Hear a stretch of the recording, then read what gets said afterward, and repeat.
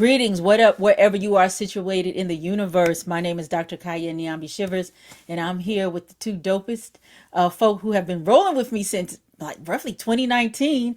Dr. Sherice, how are you? I'm doing well. It's good to see you. And my man Dame, Dame Crawford, representing we all representing the West, but coming out of Los Angeles. And Dr. Sharice is hailing right now, Louisiana, but you could catch her anywhere. And I am living illy in Philly. All right. We have a lot to talk about.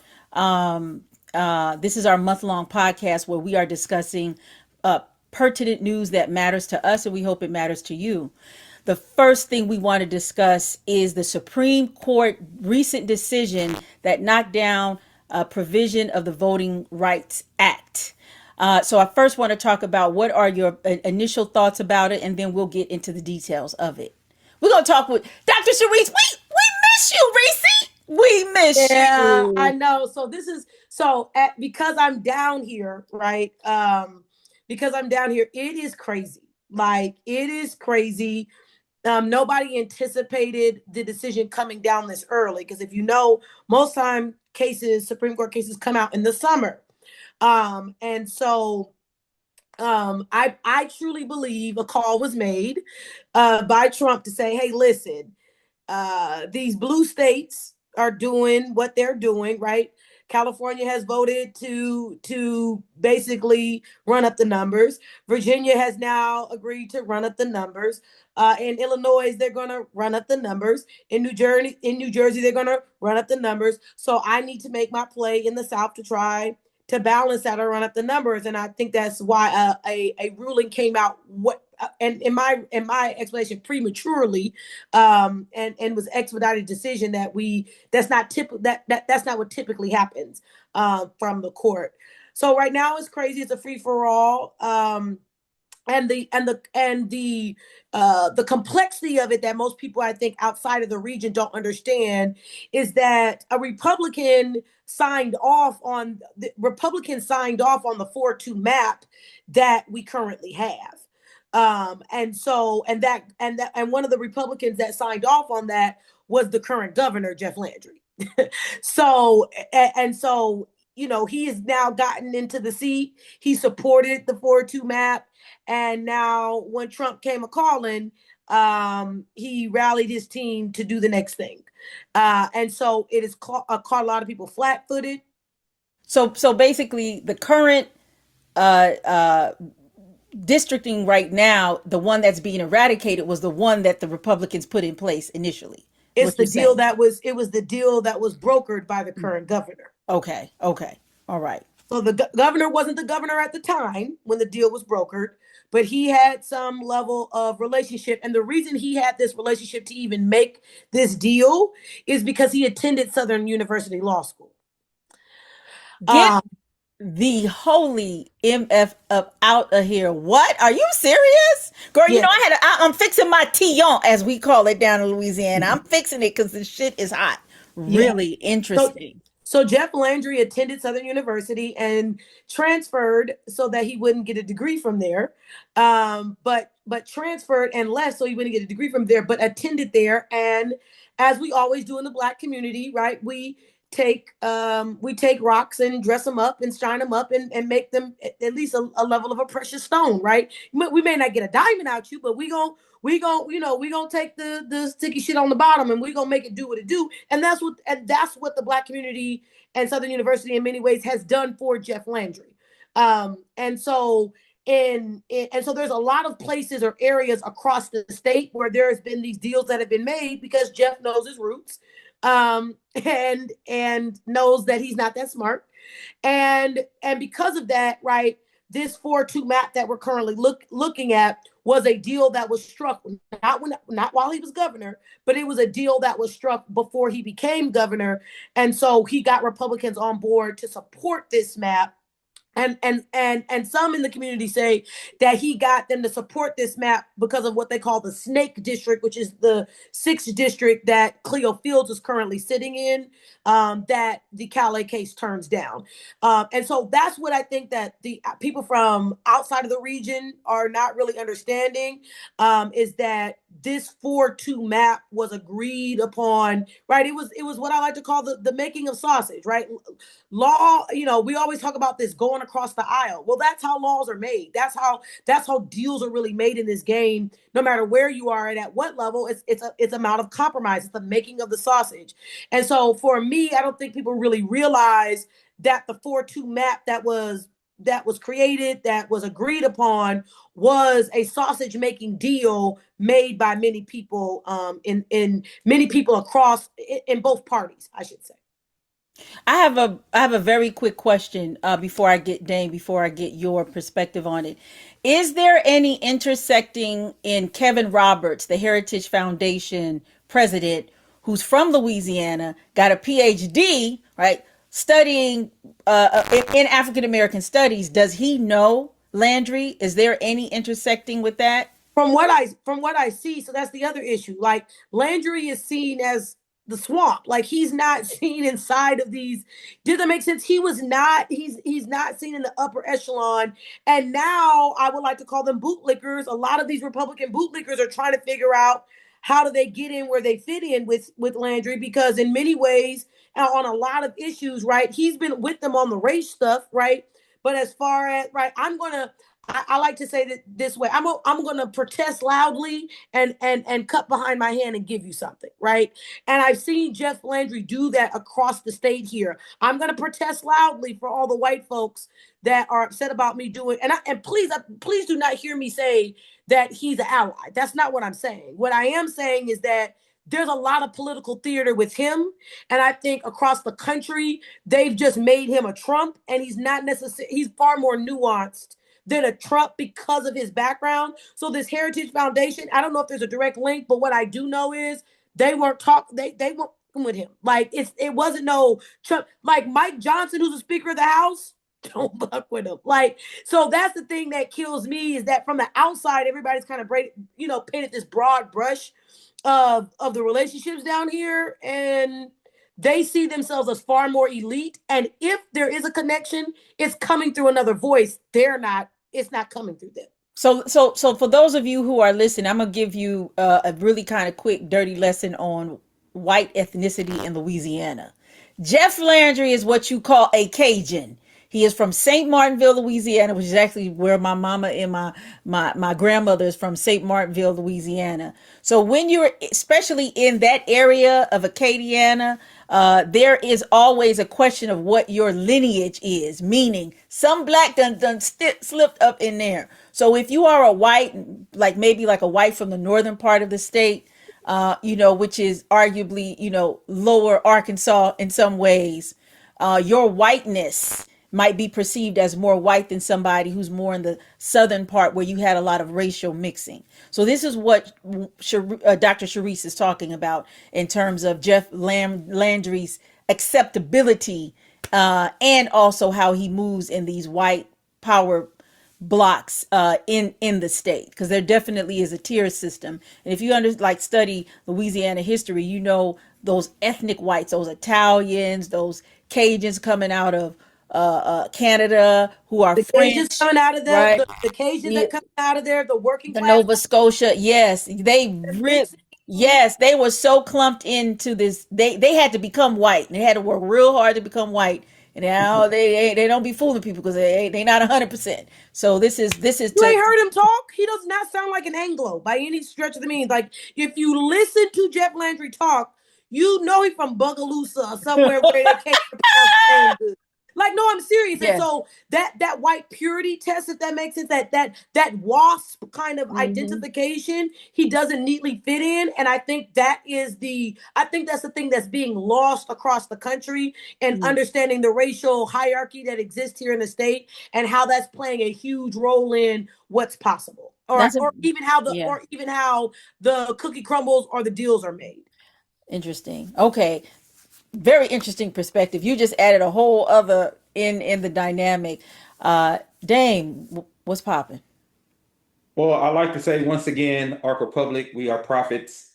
Before all of this went down, when all the black people was like, we gonna sit this one out, because they not coming after us. And I was like, hey, bro, right after they come after them Latinos, They coming for our civil rights. They circling back. That's what we They said. They circling back. Yeah, circling they back. spinning the block. They spinning the block on them civil rights because they've been trying to get at them since 1964. And this is what I was trying to explain to my people. I was like, we do not have the luxury of sitting it out Mm-hmm. because we are the ones who are going to be affected directly. I've been having this conversation with so many people lately, how even outside of this Voting Rights Act, just in general, economically, social, even with the war and all that, this is the most that I've seen Black citizens affected by an administration directly. Mm-hmm. Directly, like since I can remember my whole life. Like, yeah, we didn't like, it was Republican, Democrats, George Bush,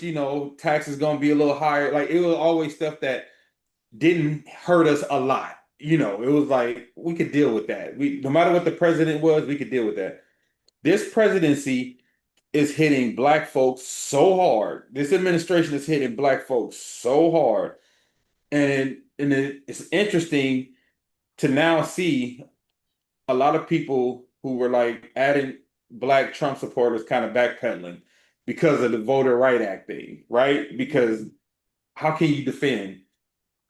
How can you defend? It's funny, I've been watching like Trump's talking heads on CNN and different other stations trying to defend the undefensible. Mm-hmm. And, so I think it's getting to a point where we see everything for what it really is. Everything they was gaslighting us, talking about there's no racism. Like our legislation is getting racist. You know what I'm saying? Like racism is starting to be built in the legislation even more. Mm-hmm. And it's blatant. It's not even like they're not even trying to hide it. He Mm-hmm. literally calling up, finding like, where can I get more seats? Because I know we're gonna get our ass kicked in the midterms. He's turned this game of decorum on his head. And I say that to say that I don't know if it'll ever be the same. Well, Because well, well, so this is what I tell people all the time, and I'm going to get a little professorial here, okay? go ahead. There's something called de facto racism, and And there's de something jure. called de jure. Come on, Kaia, come on. And my argument has been we've never left the cycle. It's just about where are we in that cycle?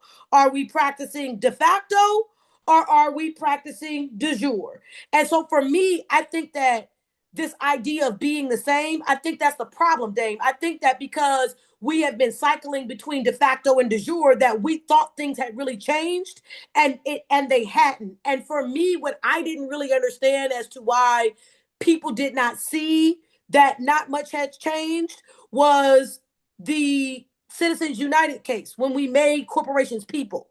Why did we make corporations people? So they could beat the Negro. And Negroes were still arguing if he was Negro enough, but they were in the courts setting a precedent to make corporations people so they could spend as much money on these races. Did it win? No. The case won. The Negro still won. Now they up in arms. Now, how did he still win? And he raised more money than us. They are up in arms. Not only does he then do that, right? Then he has the audacity to bring a Black man and Eric Holder to be the attorney general of, right? Because again, who's somebody who's trying to break this practice of practicing de jure racism versus de facto. So now I'm going to put a Black man in the spot to stop it. What do? Then we see the first large assault on the Voting Rights Act, taking out pre-clearance section 4 and 5. So what I'm saying is that we've always been in this cycle, and I don't think that I think that now our lives are being upended enough so we now realize we're in a cycle we've always been in. Right. And de facto, for those of you, the difference between de facto and de jure is when the racism is by law, when it is a law.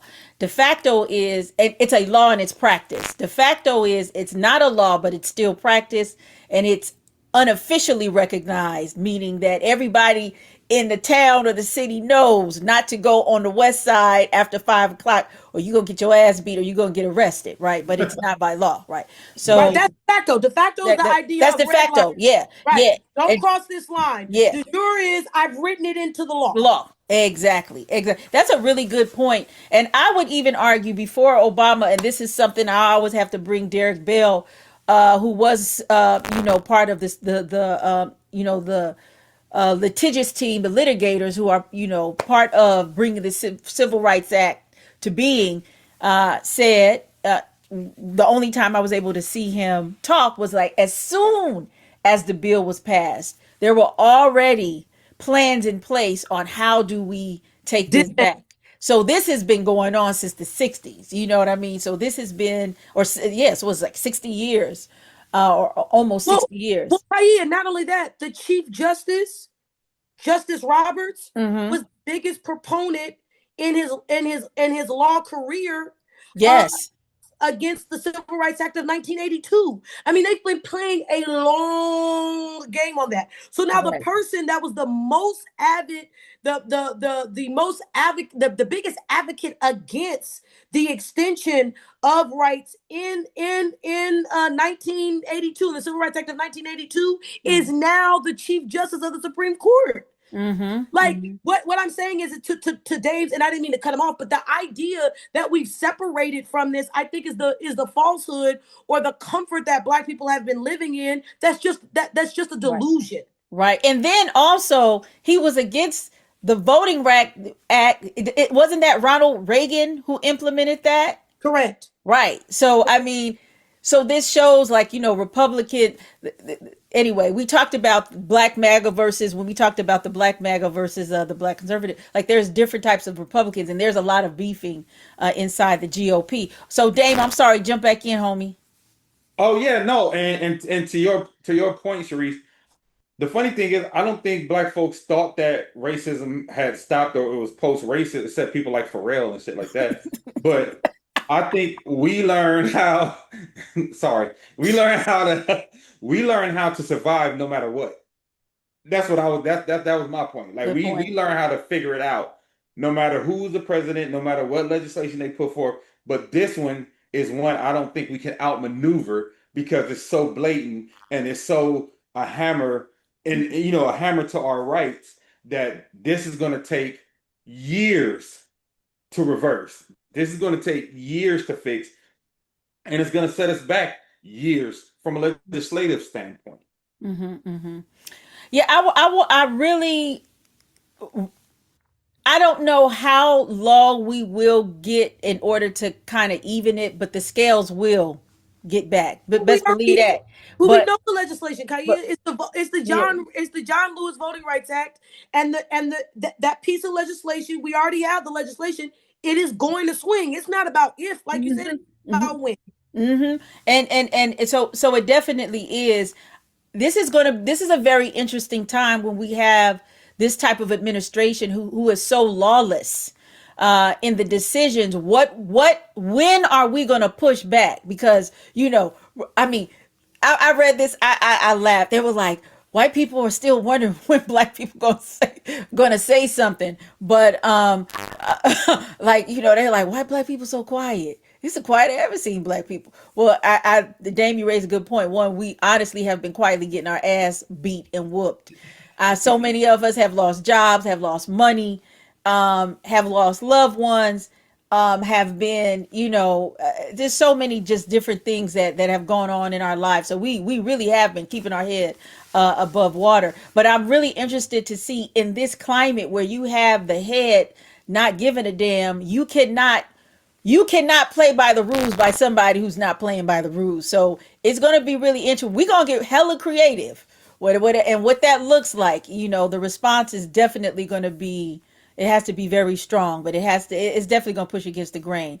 And I will say things will change in our lifetime. We just have definitely got to have, we got to have the nuts to do it. Well, You I know what I'm think I saying? think honestly, I think the blessing of this whole thing though is Donald Trump unknowingly is forcing progressivism, right? Like he's Mm-hmm. going to force the Democratic Party to be more progressive because the old guard Schumer and Nancy Mm-hmm. Pelosi, they were about increment progressiveness, which benefits them because they pockets is more on the Republican side anyway. Mm-hmm. The things that they benefit more from Republican law anyway. Mm-hmm. But what he's doing, making people like Gavin Newsom say, all right, y'all gonna steal seats, we gonna steal seats. Mm-hmm. Mm-hmm. It's forcing a progressive mind state in the Democratic Party that we were very much lacking. And now it's almost like, oh, we got to play dirty too. So to play dirty, you actually have to be more progressive. The incremental progression is not going to work against somebody as radical as the Trump administration. Right. I think we might have talked about this. I really believe how Trump is moving is that when he ends, the Republican Party definitely he wants to see end because nobody can do it like he can do it. I'm like, I wonder in 50 years we look back and or whoever's alive, whatever looks back and sees that maybe Donald Trump might have been an undercover double agent. Anyway, that's just my little sci-fi kicking in. But yeah. So I have a question. What are, for those who don't really quite understand the ramifications of this decision by the Supreme Court, what is that going to look like in voting in our average life, Yeah. daily So life, I should say. yeah. Well, I don't know. I don't know if we. I don't know. It's hard to get the average day person to understand how it changes the your everyday life more than it upends the structure. And that's the goal. And I know people, your viewers and listeners are tired of hearing me talk about the Congressional Black Caucus, but this is the play for their seats. Like that is why it's not just about the numbers, it's a play for their seats, because they got to be too large of a caucus inside of the House that could sway too many things, right? Without a Congressional Black Caucus, you don't get the first two Black women to serve consecutively in the United States Senate, right? It just doesn't happen without the power of this caucus, no matter how pussy Hakeem is, right? So those He numbers, pussy. He real right? pussy. I mean, no matter how he is, right? Those numbers matter, and so for your everyday, it's not gonna affect what gross, how high groceries are, how gas is, but what it will affect over time is it's going to affect how much money you're going to get in your school districts for lunch programs and after school programs and all of those things. It will affect the amount of health care that you have or the free clinics that are available, right? Because of those things that they push for. It will affect, particular tax credits that they would push for that low income families would have access to. So it's a complete change of the structure. And so I don't think people will be able to feel it tomorrow, even next week, next year.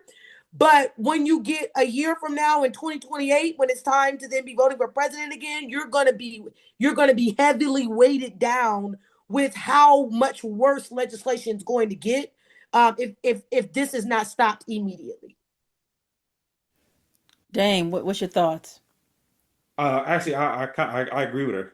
I agree with what she's saying, but I also like we need some non-pussies now to take over the Black Caucus. You know what I mean? Because like we're in a place and we're in a state where we don't get to play fair. We don't get to try to be the bigger man. We're in a place where we don't get to try to they go low, we go high. We can't play that game no more. We not in that place where we get to play they go low, we got to go to hell. You know what I mean? Because that's the only way that we're going to be able to get our people to survive. That's the only way we're going to be able to combat this. The only way we're going to be able to come out of this. And, much as people hated Kamala, like, this is what it's like everything she said and laid out right before it's happening. Everything she laid out about Project 2025, because they said about 70% of that has been implemented already. Everything she talked about, he's going to go to war. Everything he talked about, he's going to give tax breaks to his homeboys. Everything he talked about, he's going to strip voting rights. He's going to try to do things against civil rights. Excuse me. All of those things are happening. And I feel like a lot of us were too cavalier with our votes. And what I mean by that is, I tried to explain to people ever since Hillary, and even though I still blame this on the Democratic Party because they tried to force Hillary on us and it shouldn't have been Hillary, right? But ever since Hillary, I'm like, we're not voting for Hillary, we're voting for the Supreme Court. And I think a lot of people did not understand that. Even this last presidency, we're now voting for Kamala, we're voting for the Supreme Court.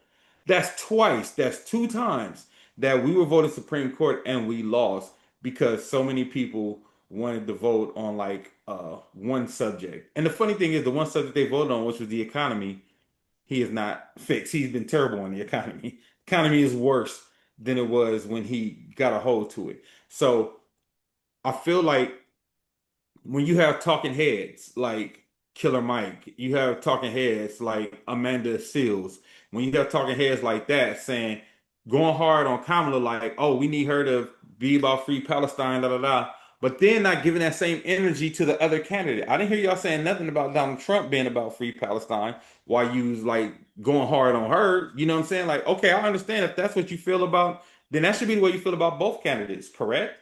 That shouldn't be the way you feel about one. Amanda Seals, who? I don't even know who that is anymore. She's like disappeared. Like, do you understand what I'm saying? Like, Yeah. listen to Black women. You just said about we need some killers now. They got them. They in this. They the women of the Congressional Black Caucus that the Black men won't get out of the way to let them do what needs to be done. The killers are there. We know that they're there. Look at Jasmine Crockett. We know we've seen them there, even with different personalities. We know they in there. But the men have locked. They have more of the seniority. They done locked this down where they didn't put women in the straitjacket, right? Which is why some women think about it. That's why Karen Bass left. That's why you start seeing the women that can be effective, whether you like their politics or not. They get out of it because the men have them in a straitjacket. And my whole thing is, you lose these women, you lose some of these Black women right now, the whole game changes. But they don't want to lose the women. Because if you lose the women, you lose the war. There's an Mm. old African proverb to say, when you have the support of the women, half of the war is won. So if you lose the women, goddamn it, it's nothing gonna happen. And I think this is what we're moving towards. We are actually moving towards a major internal shift in it within our group, right? It is going to be a move, bitch, get out the way moment. This is a move, bitch, get out the motherfucking way, because you are really stopping progress. Now, Yeah. now you can move, or you can get this foot in your ass. Like, this is really what it's coming down to. And I want to say, with it, Dame, you had said earlier that the Trump administration is like really thrusting forth this progress. I love these young millennial and Gen Z people that are running. And it's like, look, if I don't win, I don't care. I'm just going to jump out here, because we just really need to change what is going on. We need new blood. We people who don't give no fuck, one fuck, or two fucks running up Yeah. in there, which is, I think, what we're seeing in the Memphis redistricting issue with the brother with the fro, the brother Yeah. with the halo, right? I know him. And the Chuck Taylors, whatever he got, we need that type of energy. Sorry, Sharice, go ahead. No, I know him. It's funny because my husband lost an internship to him in Nashville at a church called Watson Grove, and he won the. So my husband lost a internship to him, and when we saw who won, I didn't know my husband at the time, but well, I knew him, but we were married at the time. And when we saw who won, we was like, well, that's somebody to lose to. That's the motherfucker to lose to, because he's something else. You hear me? He's no play. He's no joke. He told the troopers today, get your motherfucking hands off. I said, that's what I'm talking about, brother man. And so I know of him. I've seen him inside of Christian and church spaces where he comes in, and we've done leadership things together and seen him in that space. He is awesome. And what I appreciate from the white Democrats in Tennessee is that they're giving him, in my opinion, more cover than some of the some of the black Democrats in Tennessee. Unfortunately, that happens a lot. His name is Justin Jamal Pearson. That's what I'm talking about. 31 Jamal. years old. Jamal. What's his name? Jamal. Jamal went to Howard. Yeah.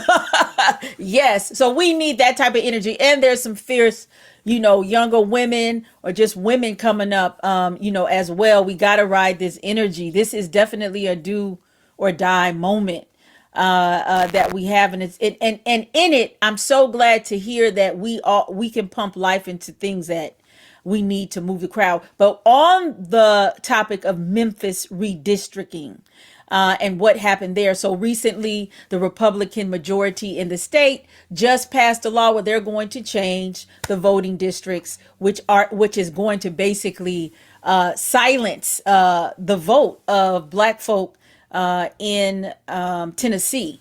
And so there's a lot of pushback that's been going on, but this is Dr. Sharice, what you were talking about. Like, this is what, this moment is also, it's this of putting ducks in a row to solidify states that are winnable for the GOP. And I want to explain to those that watch, there's two ways on how you dilute Black vote, right? There's two ways to do it.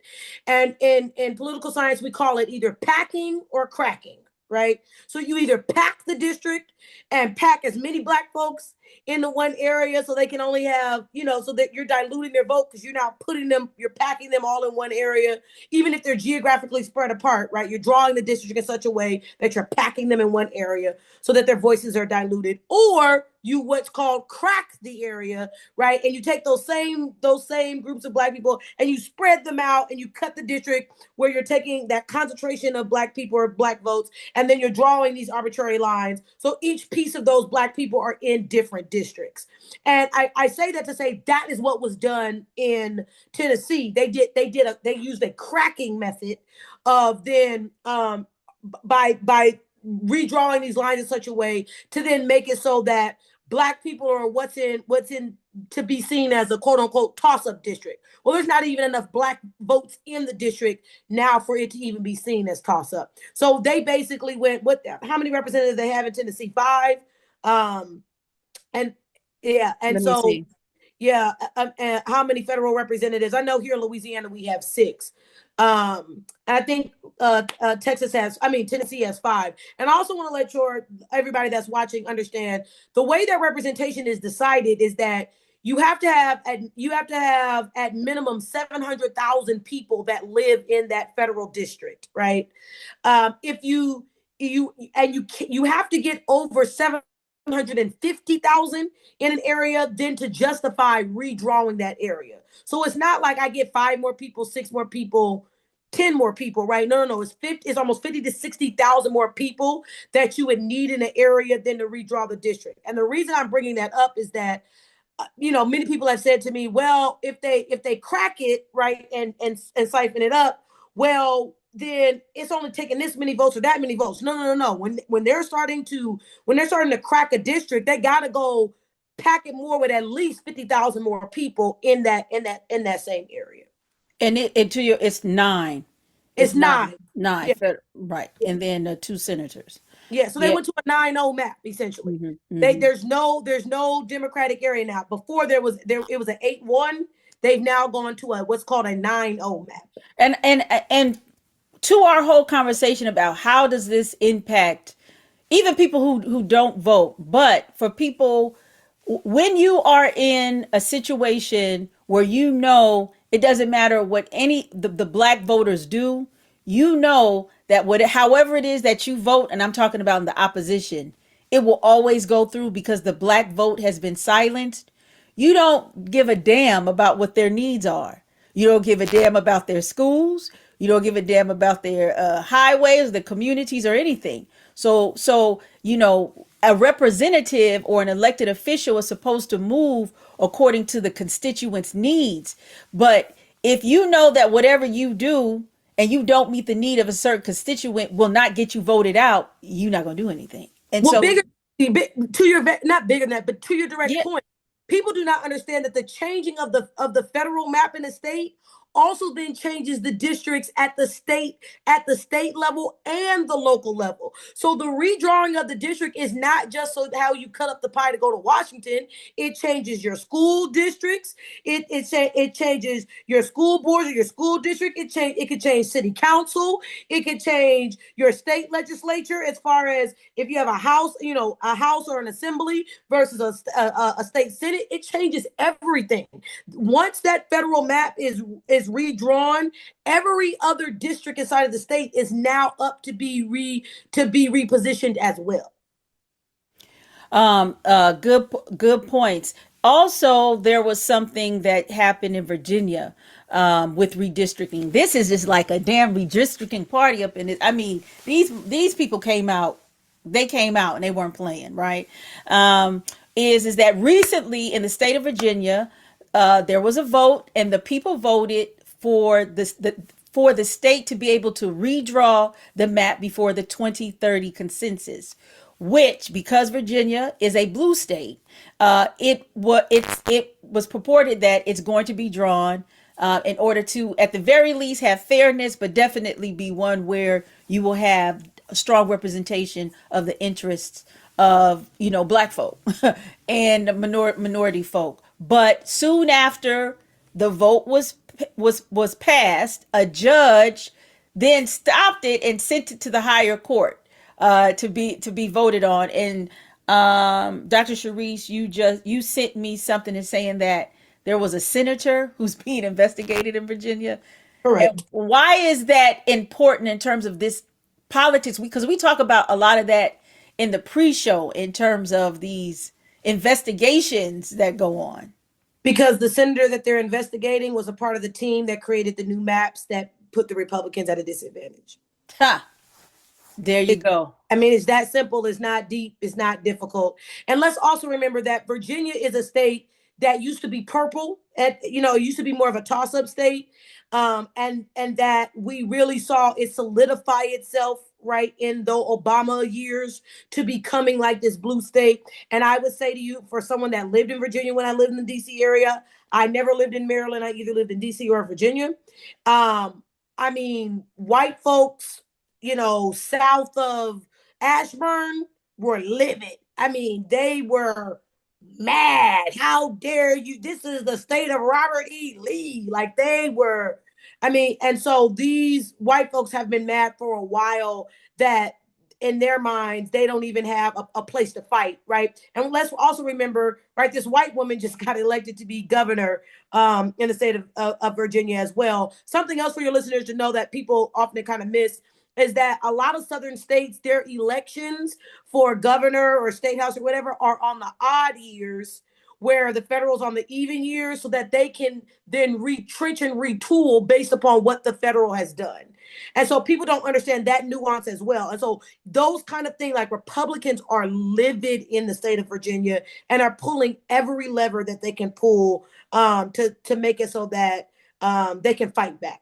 Because for them, it's bigger than Trump, right? Those are, as you guys said in your show last month, like these are conservative Republicans. These are not MAGA folks. Voting dirty, damn. Okay, Dame, your thoughts?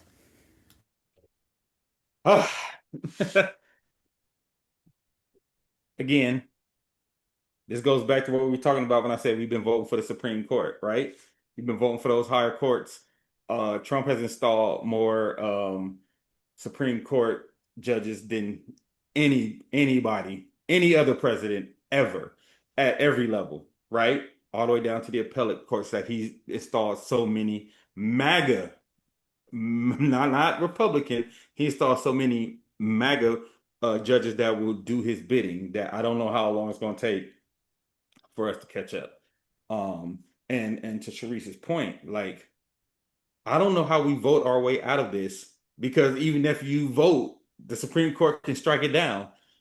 If, like Sharice said, if he makes that call, the Supreme Court can strike that down. So it's like, it's going to be an uphill battle. But like y'all said, I think it's always going to even out. It's going to even out still some way, because thank God for Gavin Newsom leading the way. If you don't appreciate nothing else that Gavin Newsom did, appreciate him leading the way. Been like, hell no, we're not gonna just let them, because if he didn't do that, I think the Democrats were just gonna lay down.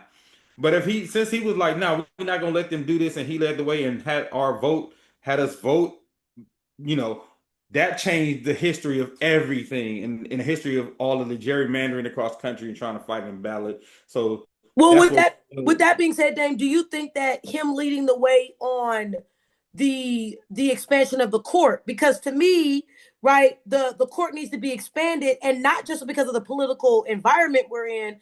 The Supreme Court needs to be expanded because the number of Supreme Court justices used to represent the amount of districts that were in the country. We no longer have just 9 districts. We have 11 districts now, right? We have 11 federal districts. So do you think that, because you're out in Cali, do you think that Gavin Newsom taking up that cause of we need to expand the court, and this is the framing as to why, because of these districts, right? Because one of the districts is his, right? Like, Yeah. do you think like, because you're out there, like, what are your thoughts on that? No, I agree with Gavin Newsom 100% on that. I agree with him 100% because the representation does not match the country anymore at all, right? That's one. And I'm still pissed at Ruth Gator Ginsburg I knew about you that. was gonna say that. I knew you. Shut your old ass down when Barack Obama was trying to. Anyway, You got Begged there. her. See in the back of my head. I was trying to I mean, hey, this is people say this all the time. You know, Obama should have done that. He begged that lady. I know. Begged that lady. And she talking about I'm gonna make it. No, you ain't. You 112 right now. What are you talking about? I'm gonna make it.